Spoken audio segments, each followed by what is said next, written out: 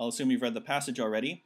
For what purpose might cold enfleurage be used today? So cold enfleurage, in the historical part of the passage, it doesn't really say why you would use it over hot.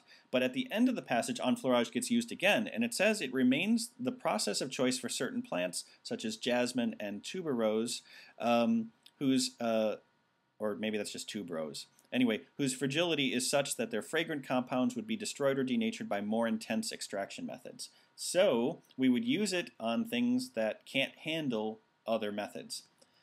So what would we use? Would it be A, saturation involving extremely delicate animal fat or fragrant compounds? Well, that actually sounds good. We were talking about things that were fragile. Fragile and delicate are very similar. Let's check the other ones. Extraction from botanical elements with no common critical points. I don't really know what that means, actually, so that's not something mentioned in the passage. We can dismiss it. C, obtaining fragrance with solvents that would be too abrasive for some plants. So enfleurage doesn't actually use solvents. Cold enfleurage doesn't use solvents at all, so you wouldn't use it for obtaining fragrance with solvents. D, preparing fragrant fat that can be sold as soap. That's hot enfleurage, not cold enfleurage. It's a detail difference. And E, fragrance extraction from plants too fragile to be diluted in ethyl alcohol. So we do have this notion of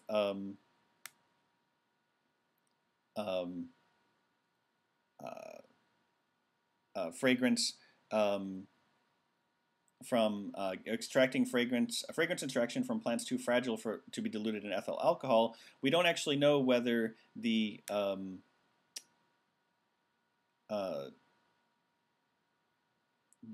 process is so ethyl alcohol is used in the hot enfleurage.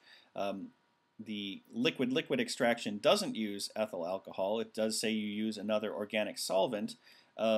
We don't actually know whether something too fragile to be diluted in ethyl alcohol can't be used in the liquid extraction. Also, since the supercritical fluid extraction uses, there's the critical points.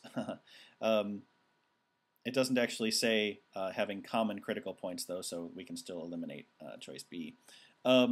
That's what happens when you forget a detail from the passage. Anyway, fragrance extraction from plants too fragile to be diluted in ethyl alcohol. We don't know that whether these other processes could still be used on something too fragile to be diluted in ethyl alcohol.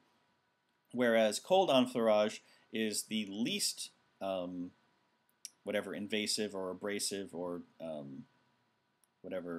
rough on delicate things, and so it may be we can't assume that these other passages are not better for something that's has a hard time with ethyl alcohol. So it's a pretty fine distinction, but we can eliminate E and choose A because A will always work regardless of how delicate it is, whereas too delicate for ethyl alcohol does not rule out things that don't involve ethyl alcohol.